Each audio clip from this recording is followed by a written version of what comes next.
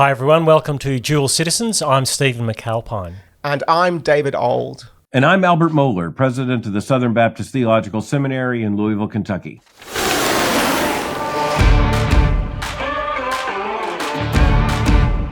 So, Dr. Mohler, thank you for joining us. It's great to have you with us on Dual Citizens. We have to start by asking you about Donald Trump and his re-election. Yeah. What do you think that tells us about the changing environment in the US, and especially what that now means for Christians and where the ground now lies running into 2025? Yeah, that's a smart question. You know, I try to help Christians think through the fact that a cultural moment comes at several different levels. So at the most basic political level, Donald Trump is a new thing in American public life. Something that, you know, working backwards, we can see some of the reasons why a Trumpian moment has arrived. But it's also not clear to us how unique this is. In other words, is this something that goes beyond the 2 terms in office of President Donald Trump, or will there be some reversion to the norm? I am of the thought that it is something fundamentally different, that there will be no reversion to the norm. And I think for American Christians, it's in one sense an opportunity, simply because he does represent an emphatic no to an awful lot of nonsense, that threatening nonsense, malignant nonsense in the culture. It is not yet clear exactly what he says yes to. And on a question like the sanctity of human life, quite frankly, there's been some slippage here. On the other hand, there's still a light year, of difference between the Democratic Party's position in the United States and the Trump and Republican Party. And so, honestly, we're going to have to learn to be nimble in this kind of day by day. But I will tell you that I think American Christians are overwhelmingly encouraged that we are not looking at a Democratic administration that frankly, was quite infected with woke. Yeah, and that's even from this distance, we saw the almost glee in the Democratic, the party about abortion, for example, whereas even though Trump has dialed down some of his opposition to it and pushing it to the states, it feels like things are a lot more tempered. Yes.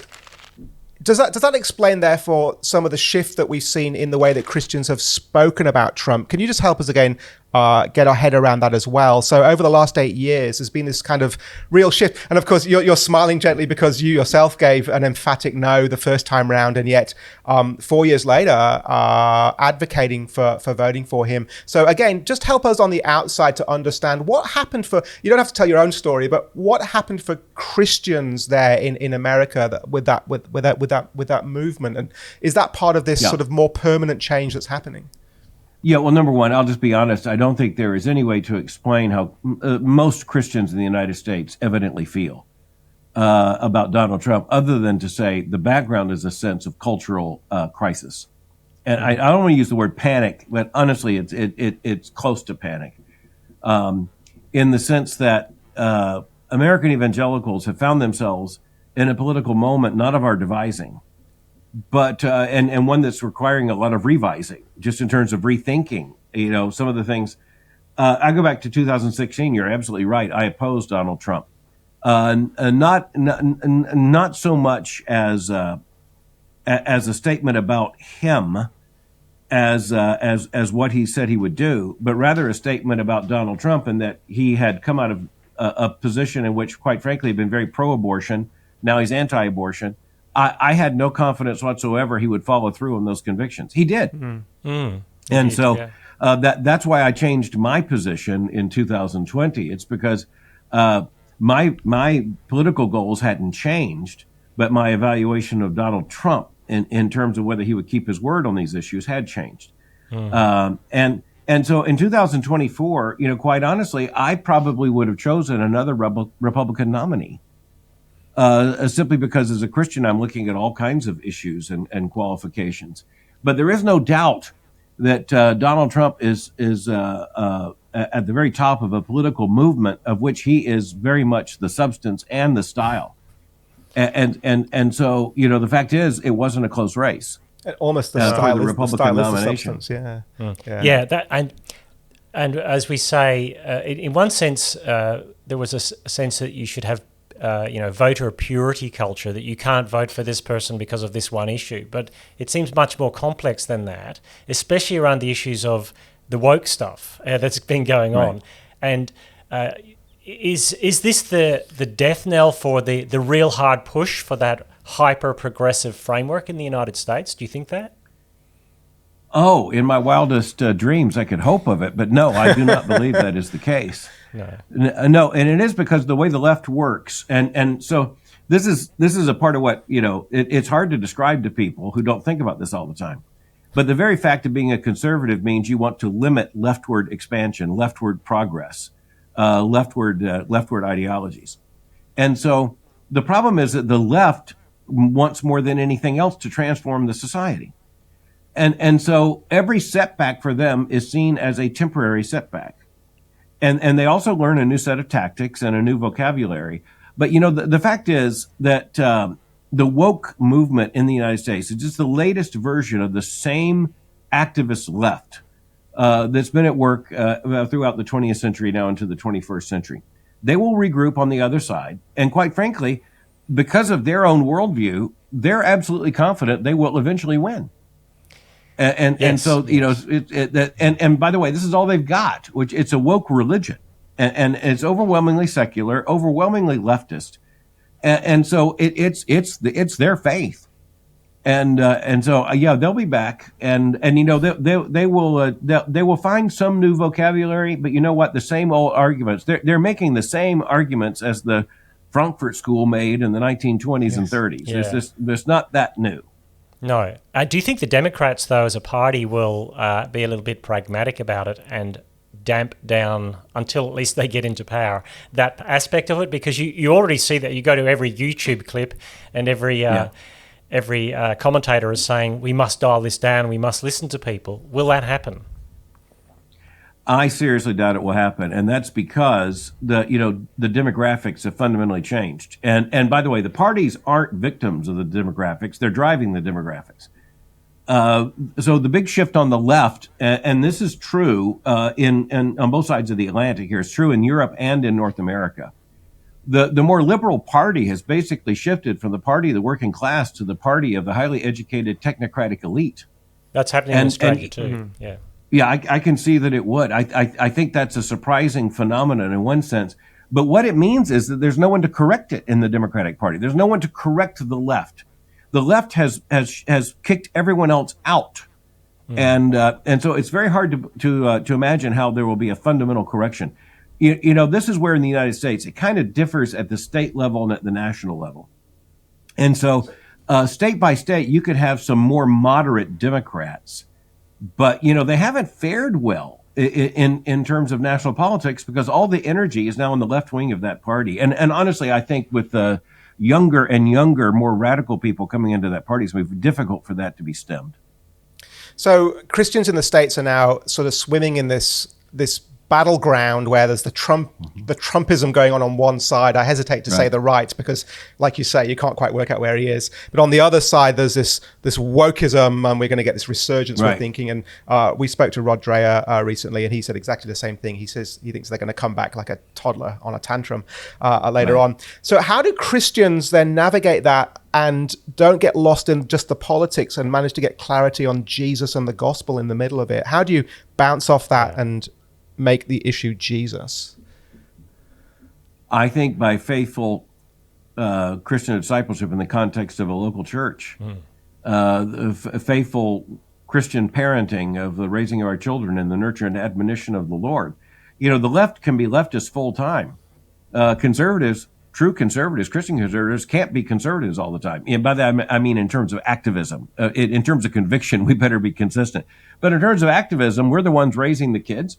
We're the ones who are about that business, building, and preaching and evangelizing, and so everything has to fall into proportion in the Christian life, which is one of the reasons why there's a distinction between Christian conservatism and the right, because on the right you can have just a mirror image of the left. That's what we notice across. It's across Europe and across the. I guess the so-called post-Christian Western nations, we see that rise, don't we? That's right. Right. And one of the things that we're keen here on Dual Christians is to get that distinction right, so we don't, to get it correct, so we don't always just take a politically right position without thinking through, is this actually a gospel position? Well, let's maybe use that as a way to move into the next issue we want to just get your thoughts on. One of the things that you see recently going on in the US Christian conservative environment, and we're starting to get the wash of the waves now here in Australia, is the rise of what's being called Christian nationalism. There's, of course, Wolf's book, but then all the things going on around it. It's just arriving in Australia. Could you maybe just give us a quick summary? How do you understand that term, that phenomenon? What is it that's going on there? And what are some of the things that we need to consider as responsible Christians as we watch that happen and perhaps engage in it? No, I think it's a very smart question, and it's one I'm deeply, deeply involved in, as you may know, into some controversy here, I'll admit. This is a controversial issue. I think my position has been pretty straightforward in my entire adult lifetime. I am a Christian. I am a Protestant Christian. I am Reformed as a theologian. I'm a Baptist by conviction. So let's put all that out there. And so any nationalism that I can hold has to be a nationalism that is consistent with the gospel of Jesus Christ, and with a biblical understanding of the world, the biblical principles by which we understand government and people and ethnicity and all the rest. I think nationalism in the contemporary context is not the same argument that it would have been 100 years ago. I think what we now face is that many of us are very much convinced that there are natural units to human society beyond which not much can be done in terms of governmental competence. And so you really have a very strong globalism on the part of the political left. And quite honestly, they're kind of aided and abetted by transnational corporations, which also have a globalist interest. And so, it's not just government, like, say, the United Nations. It's also, massive transnational corporations that honestly have more commitment to their own business model than they do to any nation. But, I think when you look at, say, I'm just going to speak as an American. As an American Christian, I believe that there is a sense to the American nation. There's an identity. I don't believe that it's a new Israel. The church is the new Israel, the new covenant people. We put it that way. And but I think in the biblical worldview there are different, all the way from going to the table of the nations. There in Genesis there are national units that make sense. And I think the denial of the meaningfulness of those national units, the only alternative is some kind of, general pan-human identity. And I think that's absolute disaster. I think that's the Tower of Babel.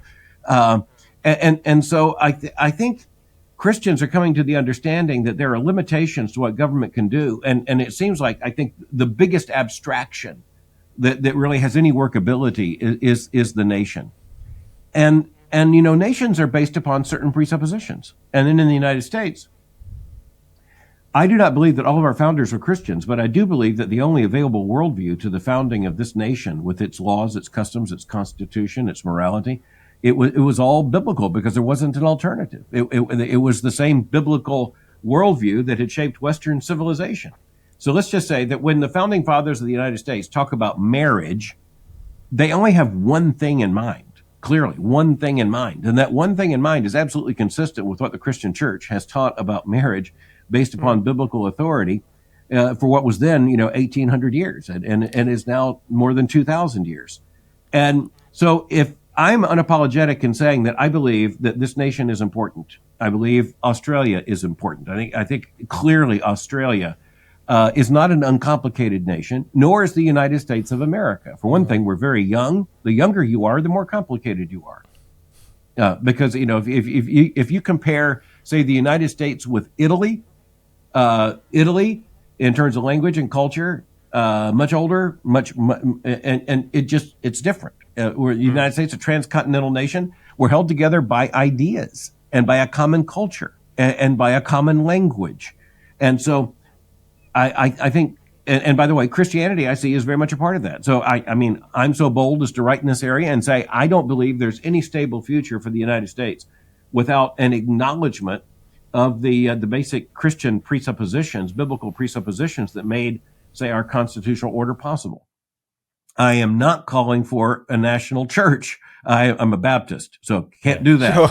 I'm an Anglican, so we may disagree. No, I'm a Baptist. So You're a that's Baptist, okay. outvoted. Yeah. But I guess one of the things of what we've noticed, especially in the documents of the United States, is how the revisionism of language itself has meant that you can pour any meaning down into those words. It seems to have been from that very rubbery understanding of language. So how language works has shifted in some parts, and that's changed some of the way people are interpreting text. That seems to be one of the big arguments in the States, doesn't it?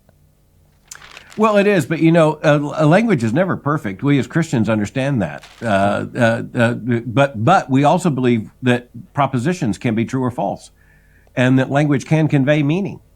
And yes. I mean, this is something Christians have thought through very deeply. It has to do with the fact that the scriptures stand at the center of the ordering of our lives. We believe it's nothing other than a God-breathed book. But what we also believe, we rightly translate that scripture into different languages, and we don't believe those languages are completely indeterminate. And by the way, so let me tell you a story, and forgive me. This is just give me a personal moment. But I had to confront someone early on in my tenure as president when I had to, frankly, remove a lot of liberals and replace them with Orthodox Christians. Okay. So I came in the midst of the whole postmodern movement and all the rest, and I had faculty members who said about the Bible, it's an indeterminate text. You don't have the right to say what it means. Language is multivalent. It's polymorphous. There are no propositional statements. And in one context, I looked at a faculty member and I said, "You're fired." He said, "You can't do that." I said, "I can't do what?" He said, "You can't fire me without a certain process." I said, "Well, I'll go through the process." I said, "But how do I know what that process is?" He said, "I have a contract." I said, "Well, it's made of the same kind of sentences that Genesis is made out of." Genesis. Very good. And so it turned out that he believed in a quite classical understanding of language with his contract. Yeah, just not when it came to the scriptures. Yeah, and that's what I want to point out. It's sophistry. Yeah, it is sophistry, and you know what? You can see through it. You can see through it, except the left has so embraced this kind of and again, they don't believe it when it comes to the contract, their contract, but they do believe it when it comes to authoritative texts that will limit their moral expression. Yeah, and that's exactly what Scripture does. Yeah, has God really said? Yeah. I guess bringing that to the Australian situation, a lot of our questions around our fascination, which we have with the American framework, because it seems to, when America sneezes, the rest of the world catches a cold. But that's true theologically and culturally in so many ways, not just economically. But there are some differences. What do you think are the primary things? And you've mentioned the founding fathers.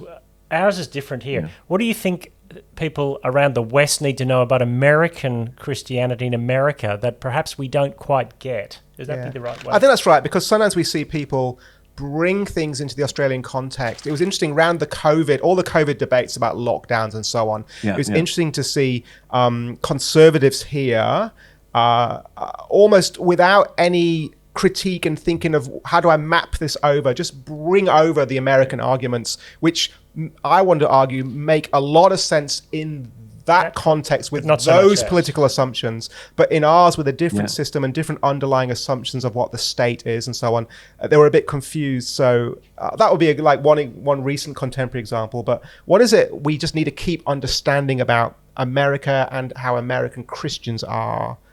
Yeah. What do you wish the rest of the West understood? Oh, that's a fascinating question. And the first thing I want to say is I may look at the world a little bit differently in that I see a distinctive identity for the Anglosphere. And I think we are both children of Great Britain. Hurrah. And Great Britain is derivative of Western civilization. And so I see most of what we have, even in terms of the idea of citizenship and the rule of law, I think we very much in common. And So I think more in terms of what's common. As a matter of fact, I keep telling people, there's some Americans who don't want to hear this. I say, look, we revolted against the English crown, the British crown. Yeah. And then tried our best to recreate the same thing. That's right. Yeah. We brought over all the same common law. I mean, actually just imported it. We rebelled from a king after having appealed to him, by the way. And then we brought all the common law over. And then we say, look at the parliament. We don't want that. House of Lords and House of Commons. So let's have a House and, a Senate. Okay. Very much the same thing. Yeah. In the American presidency, the American presidency, we put the head of government, the head of state together in an elected monarch in one sense. And then the judiciary, it's interesting, Britain now has adopted a judiciary more like ours, as a matter of fact, simply in terms of the transference back and forth. So, when I look at the Australian government, I do not claim to be a specialist in it at all. I think that one of the differences is that the United States was birthed in ordered liberty. I think Australia was born in a bit more libertarianism, and I think part of that's just history. 100%. Totally, yes. That's a good read of it. And I also noticed that when you have a presidential inauguration, it feels like a coronation, whereas the Prime Minister's swearing in feels more like a shotgun wedding tucked in the back room. It doesn't feel the same. There feels something grand about what happens in the US at top of government compared to here. That's part of our cultural thing, though, isn't it? Where we're so anti-authoritarian that any sense that this might be a bit pompous or a bit regal, we tear it down. I know, and the Prime Minister arrives and he's sitting in the front of the car and all that kind of thing. I think I can tell you one distinct difference. Since to answer your question directly, I think a part of what Australian Christians might think about with American Christians is that American Christians once experienced a cultural consensus in which we were in the front seat. And that is no longer the case. I'm not sure in Australia that was ever the case. No.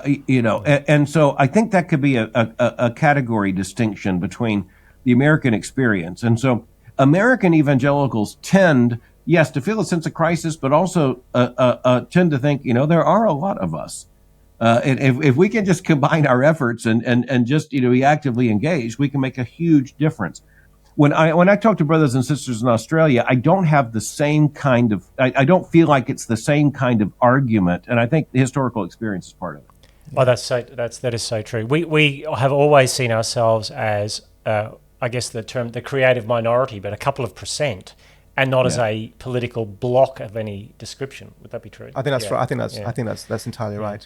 Yeah. What do you think about, as we wrap it up, what would be your prayer for America in the next 4 years under a Trump administration, both in terms of politics and in terms of gospel proclamation? Yeah, in terms of gospel proclamation, let me start there. I think there is a unique opportunity simply because of all the tumult of this political process. There's a unique opportunity for Christians to say, as important as this is, eternity is a far larger and more important frame.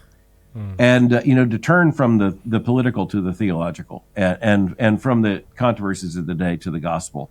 And I tell people, look, I can only be so happy after an election. I can only be so sad after an election because, after all, as important as it is, that is not why I believe I'm here on planet Earth. And I believe I'm being fitted for some other citizenship. Yes, that's right. That's that other citizenship language. That's the safety rail, isn't it? Yeah.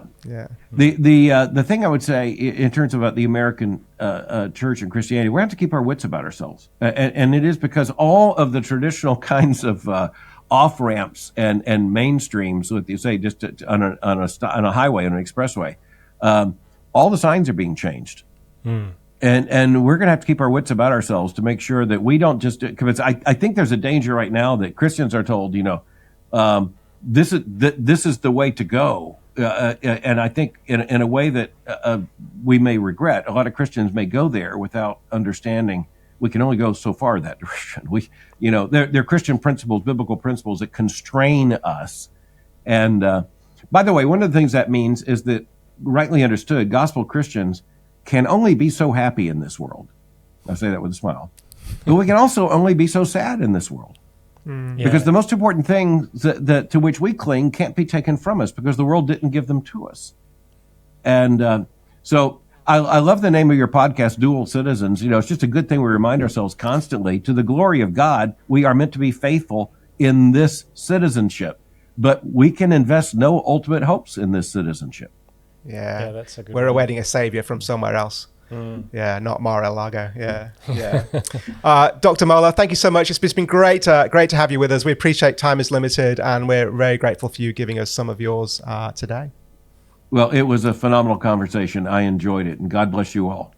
Thank you so much. Bye now. I'm Albert Mohler, and I watch Dual Citizens.